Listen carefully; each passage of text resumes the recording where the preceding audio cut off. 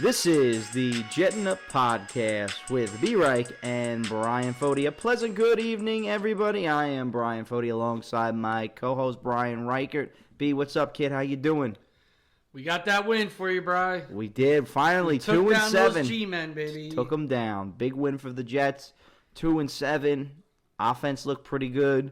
Liked the way they played. Sam Darnold had a nice game, bouncing back. Statistic line wasn't all there, but you saw he made the plays when it mattered most. Led the team on good, long, consistent drives. The middle part of the game was a little shaky. We'll get into that. But other than that, I thought the Jets played great. The Prez came up big, showed us what he was all about. Jamal Adams with a big game, especially with the sack, the strip, stealing the ball from Daniel Jones and scoring a touchdown. So that was big. So Jets get off the schneid. They finally get a win. 2-7. They're going into Washington last week. So we'll get right into it. What were your thoughts on Sunday's performance?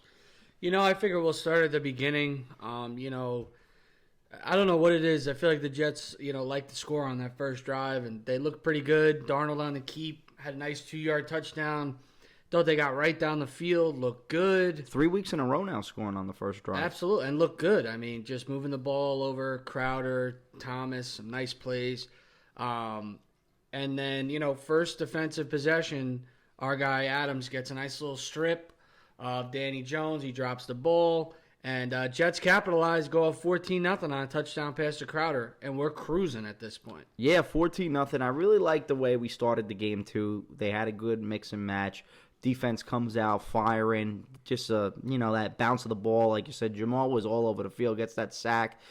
Lucky to bounce right into Barkley's hand. They get the good field position, and the Jets go right back down the field. They hit Crowder, who they used early in the game, but then they seem to go away from him a little bit. And like the middle part of the game, the Giants really didn't scare you, but they could have made it feel a little bit more pressure, but their special teams screwed them. They missed the extra point on that kick, but they let them go right down the field and score a touchdown. That was the problem. I mean, we're looking good. We're up 14-0. Jet fans feel like they almost relax a little bit. We're looking good, and then boom, back-to-back possessions, we give a touchdown to Slayton. I mean, Harrison looked absolutely lost.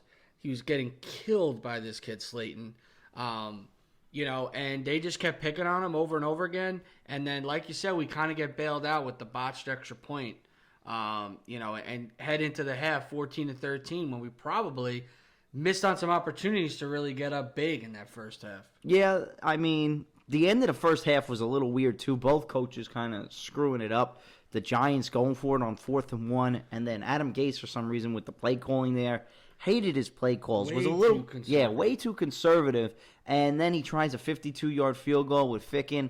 I'm thinking go for it there. And then the Giants, I don't know it's not a Giants podcast, but I don't know what Pat Shermer was thinking. They just got the momentum. What he's thinking is he's not a good coach, Brian.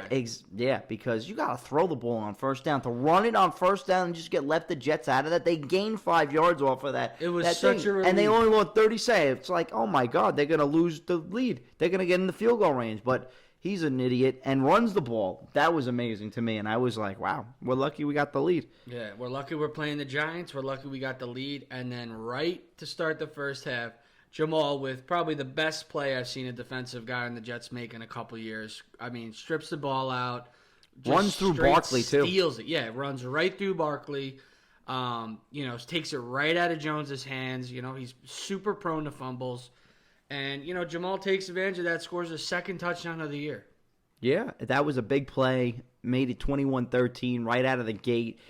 Put the Jets back up 8 points. I got a question with you, too, because if this would have happened to Darnold, this would have been all over the news. And because it happens to the Giants here in New York, I don't think they're really taking, they're not really knocking Daniel Jones so much for this play. Because if that was a Jet that happened to, they'd be all over Well, him. it's funny, because you look at his stat line, and, we'll progress through the second half. But you look at Danny Jones' stat line. He's got 4 touchdown passes. Just when you look at it, it looks like he had to get 300 yards. But honestly, in that game, he made a ton of mistakes.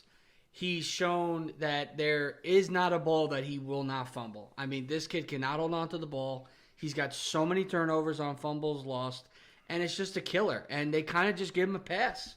He kind of just gets that rookie pass. And, I mean, ball security is a mentality. It's not really a skill. I mean, you either have it or you don't. So, that's a huge problem for Daniel Jones. But right after the strip sack, he comes down, bounces back, hits Golden Tate on a 61-yard touchdown. I mean, it was unbelievable. Hairston, again, just absolutely getting toasted for a touchdown. That was the screen pass, right? The wide receiver screen? Yeah. That was a bad busted coverage. The Jets just didn't really They have that once a game. Yeah. Every game we have that busted coverage where guys aren't really looking. You could see Q barely running into the picture in that play. And, that's his third touchdown pass. And then the following drive, they score again. And even convert on the 2-point conversion to take the lead, 27-21.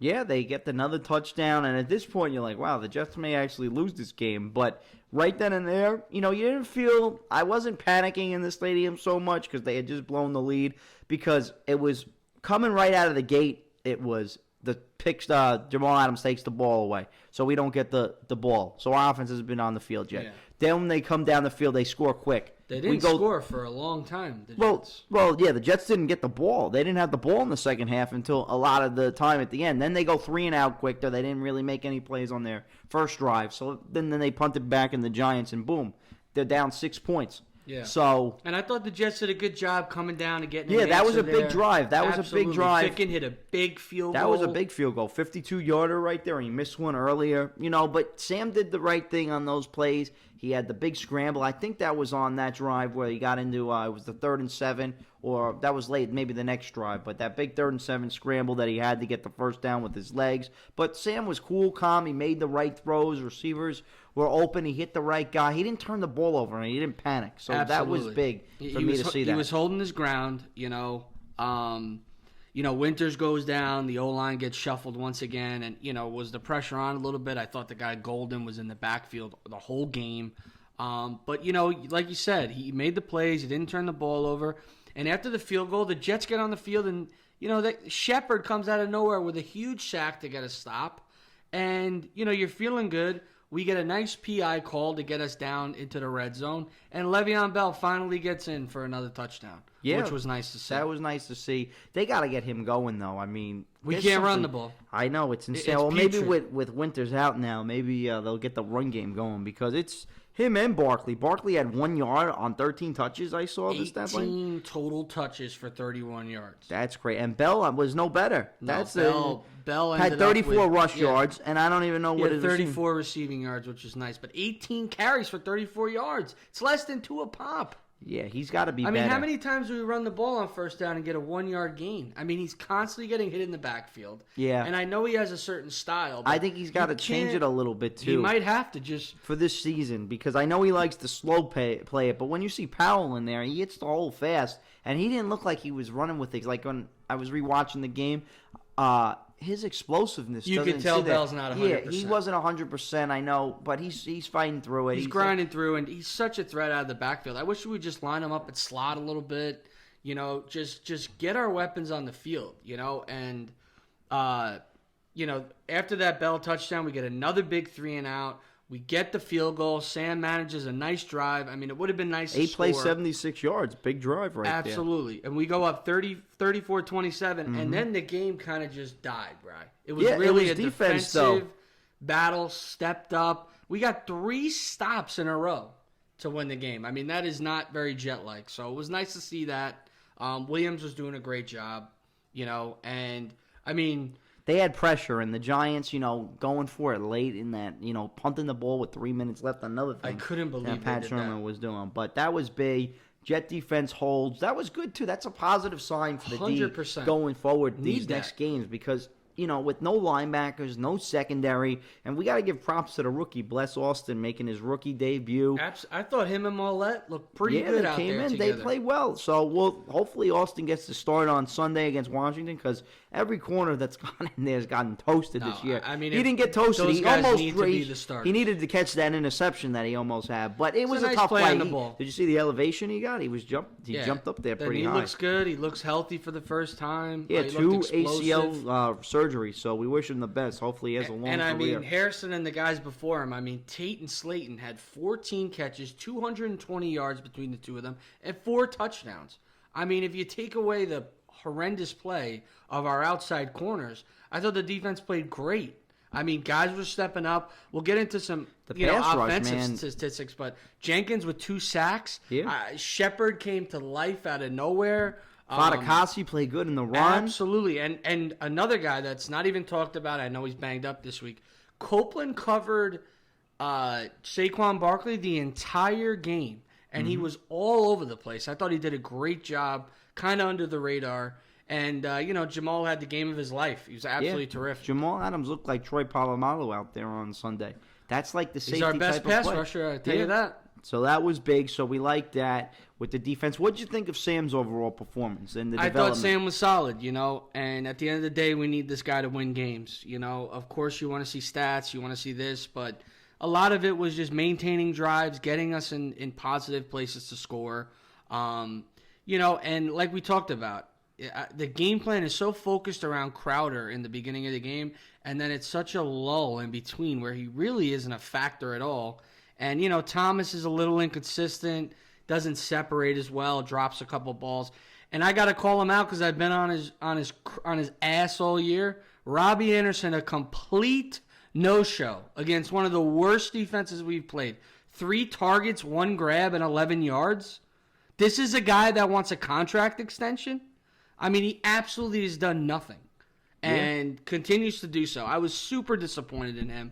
And he had the one catch on the 3rd down that Sam was falling down, and he what did about draw. the one hand he throws out for the catch on that ball? I agree. I mean, come he on, did. it's a He half-assed did to effort. give his defense. He did draw the pass interference on that big play. That doesn't go down the stat sheets. That gets him a touchdown. He did beat the young quarter DeAndre Baker out of Georgia out there. But, so I'm not going to kill him completely. But one guy I got to call out because I called him out on Twitter, I'll be honest, and I guess it took me calling him out to wake him up, of course. So Wesco, out of nowhere, your boy Baby Gronk with 2 nice plays, 2 first downs. Yeah, and it's nice catch. to even see him out there on the field. Yeah, the rookies step up. That was nice. They gave him the handoff, and then they gave him the completion there. So that looked good because I guess we'll transition into the we could do you want to do the Gase stuff or the injury report first? Let's go right into the Gase stuff. I mean, All right. Christopher Johnson comes out this week. Yesterday. Oh boy, this was comes rough. out this week. He comes out yesterday and says, Adam Gase is going to be our coach in the next season. I mean, I don't even know whether to believe this guy or not. He's been absolutely incompetent since he's taken over. He's 10-31 as an owner. 11 now. They got 11 now. 11 wins. 11-31 since taking over.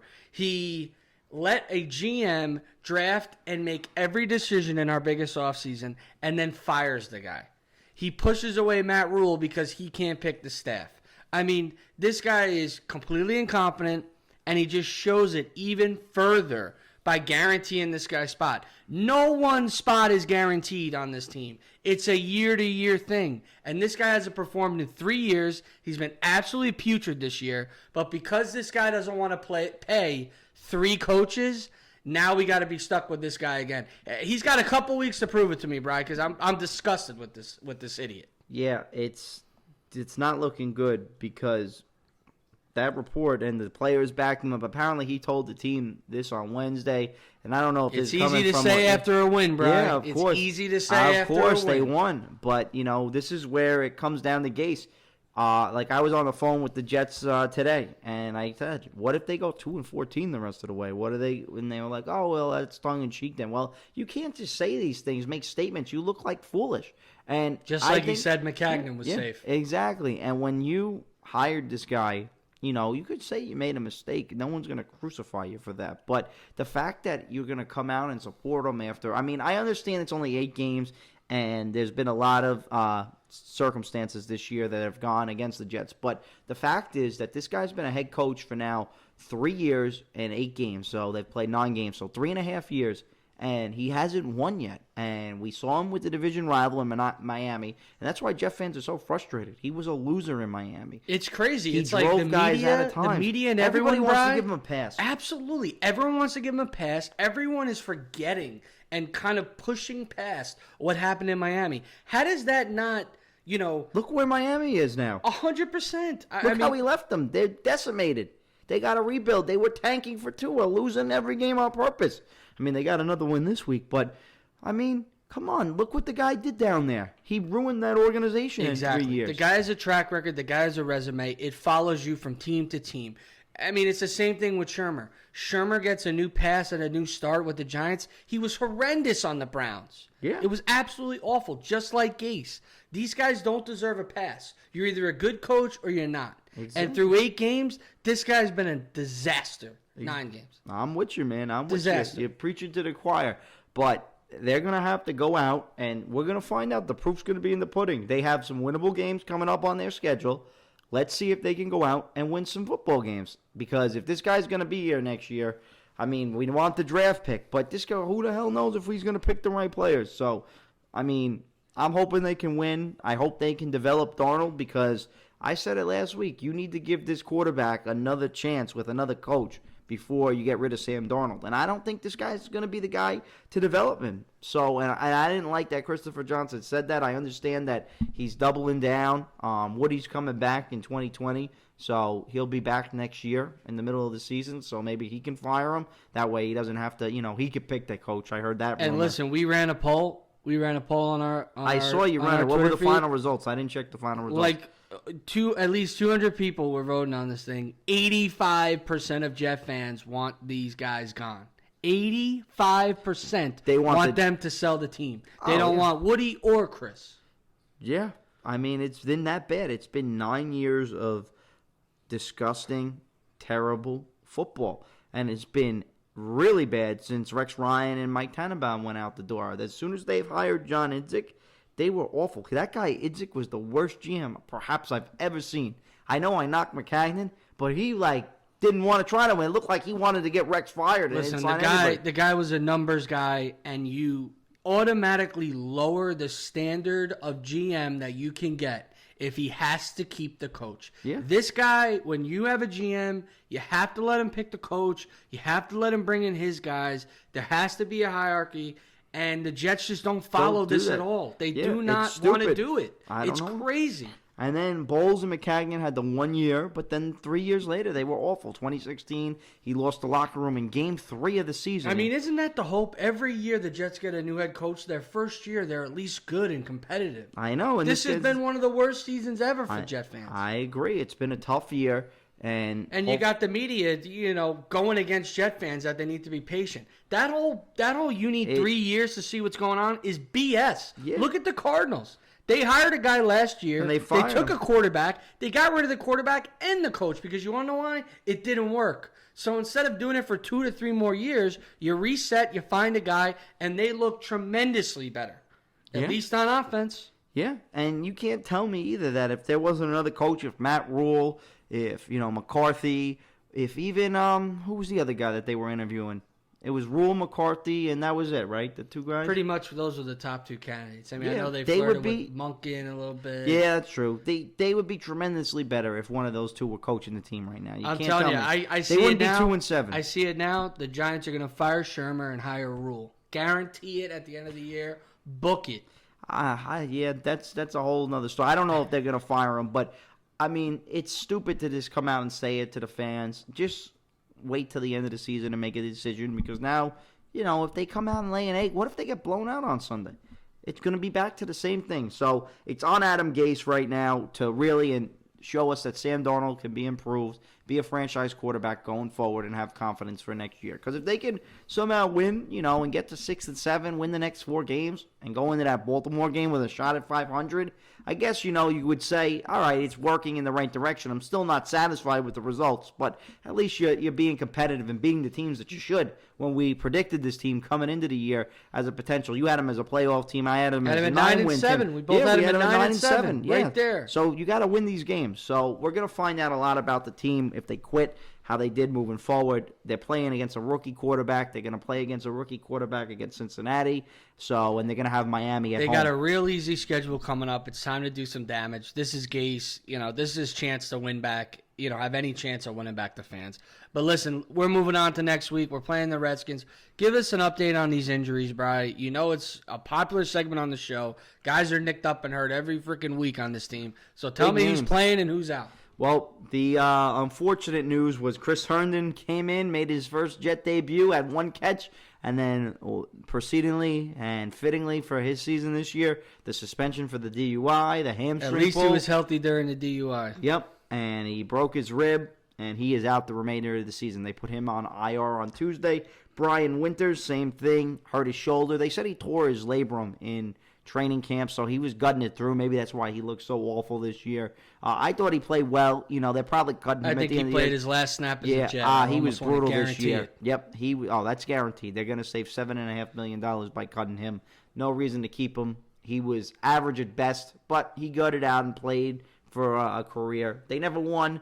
Not going to say he's a great Jet, but to play through a torn shoulder definitely showed with the way the lines and the way the whole KO thing went. So that was good, but he's out for the season. You mentioned Brandon Copeland. He was covering all over the field against Barkley. He hasn't practiced since this week either. Out Wednesday and Thursday with a hip and a thumb. Matthias Farley, another guy, didn't practice. You had Darrell Roberts with the calf injury, didn't practice, and pretty much everyone else.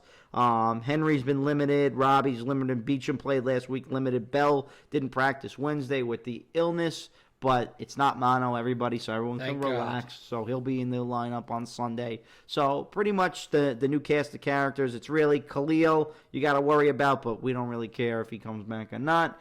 Harrison's doing all right. He looks brutal some days too. But Copeland's really the guy that you got to be worried about this weekend. Darrell Roberts probably not going to play either, but we don't really miss him. Relieved as well. Yeah, we don't miss him. So let Austin and Millette start or something. Or, Hairston may be limited with the calf too. So we'll see what they do there. But that's your injury report. Everybody else should be good to go. Everybody else is full. All right, so we're moving on. We're going to break down the Skins preview. Game 1 o'clock, Fox for all you Jet fans. Currently, the Skins are -1, over under 38.5. Sammy Darnold versus Dwayne Haskins, Bryan. What are you thinking? It's crazy. I hate that we've been so negative. I actually like this matchup for the Jets. It's a road game, but I got to see more from this team. They got to show me that they can beat these putrid teams, and this is going to be a big test because this team is not very good. I'm shocked that the Redskins are favored. They're starting a rookie quarterback. Haskins has not looked good when he's been in there.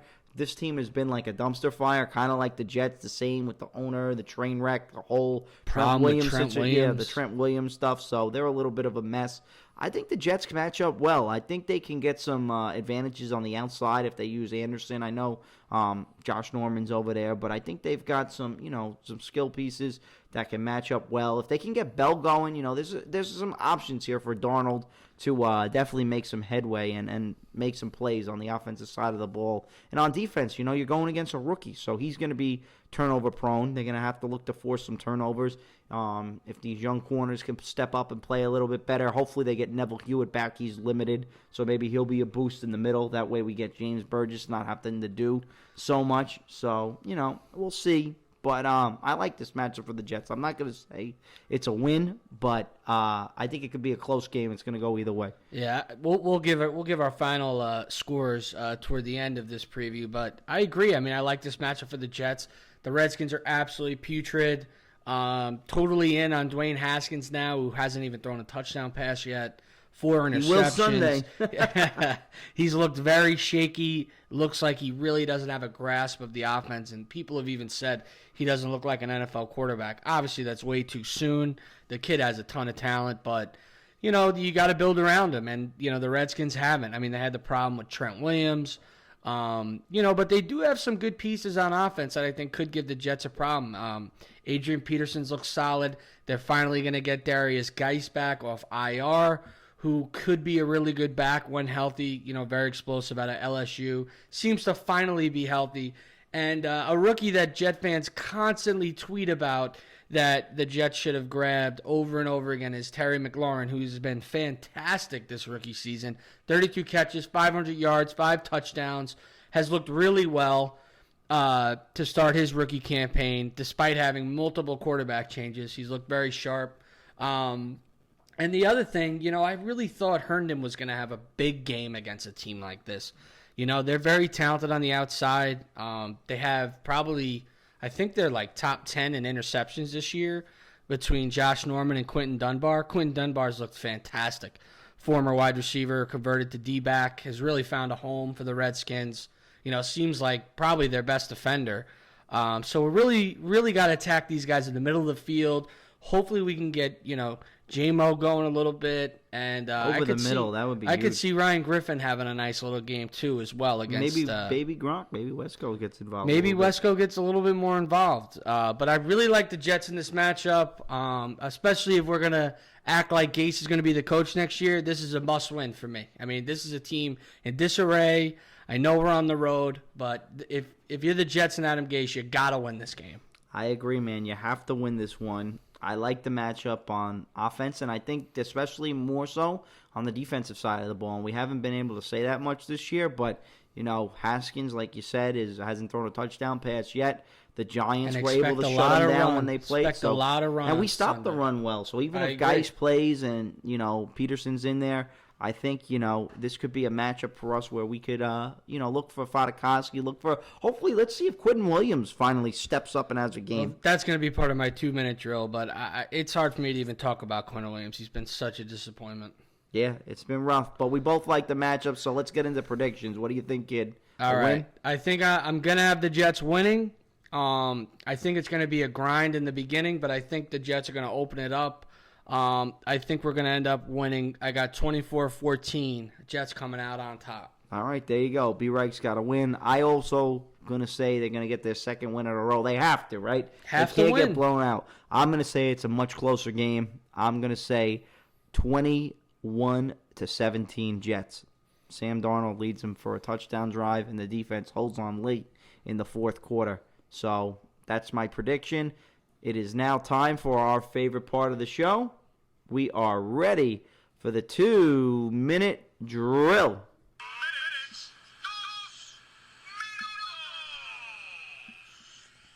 All right, it's time for the 2-minute drill. B-Reich, what do you got for me today? Okay, here we go. What record do you think Gase needs to have by the end of the season to give you any confidence in this guy moving forward? All right, well, if they win, the bare minimum for me is if they lose to the Raiders, they got to win these 3 or 4. So that will put them at 5-8. And then you've got to you got Pittsburgh, Baltimore, and Buffalo. You got to win probably one of those two, one of those 3. 6 and 10? 6 and 10. You got to be 6 and 10 to at least say I have confidence. Anything less than that, I don't like them. Okay. Based on what you've seen so far, in the especially on the defensive line, do you think that Foti or Shepard will take Q spots and reps as the season progresses? No, I think they're gonna let Quinn Williams play, but he's got to pick his game up. Okay. Do you think Bless and Millette are our best outside corner options, and do you think they both start this weekend? I think they're going to roll with Hairston. I think Austin's going to start. I think you got to give Hairston. I know he's looked okay. He's had a couple bad 2 weeks in Miami and with the Giants, but I think he played well early in the season. You got to roll with him before sticking out, Millette, another preseason guy. But I think those are going to be your starters on Sunday. Okay. Put your GM hat on. Give me 5 Jets who you believe are going to get cut at the end of the season to save the Jets some money. All right. Well, we got Winters, that's $7.5 million. Dow Roberts is another $7 million. I'm gonna probably say Josh Bellamy goes. I'm gonna say Trumaine Johnson goes, and I'm gonna say Jonathan Harrison goes. Okay. Jonathan. Yeah, that's the other one. All right, my question's for you, big guy. Do you think Sam Darnold has a big game against this Redskins defense on Sunday? What are his stats? I think he does have a big game. I think he gets the 3 touchdown mark, which would be nice to see. Ooh, I think he has, one of his best games of the season this weekend. All right. Speaking about Christopher Johnson's comments with Adam Gase, I'll ask the same question to you. What is the minimum record that they need to have for you to have any confidence in him? Or is there none? It's going to be really difficult for me to have any confidence in this guy moving forward throughout this season, but I'll kind of bend a little bit. I think if he can get to 6 or 7 wins, especially with this weak, horrible schedule with a lot of weak opponents coming up, he kind of can get to 6, 7 wins. I think I'll be able to have a little bit of confidence going into 2020. All right. Do you think they work now that Chris Herndon's out for the season? Do they work Wesco more into this offensive game plan?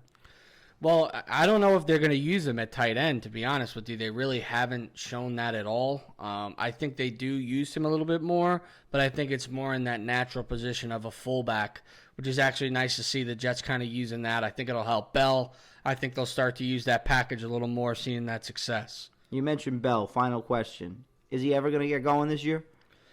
I honestly think no, Bryan. I think he's going to, be under 60, 70 yards almost every game. I don't think his run game will ever get going, but I think he needs to be utilized more in the pass game, and I think that could kind of elevate his season, but I don't see him being able to rush behind these guys at all. All right, there you have it. That's our 2-minute drill, and that's a show. Remember, like Bryan said, the Jets travel to Washington to take on the Redskins at 1 o'clock on Fox. You can listen to the game on the radio on 98.7 ESPN. Marty and Bob Wischusen with the play-by-play and the color commentary. For now, we'll be back next week to recap the Redskins and get you ready for the Raiders as the season progresses on. So remember, guys, always follow us on our social media. Hit us up. We'd love to hear from you. And remember, Jet fans, always stay classy and always remember to jet up.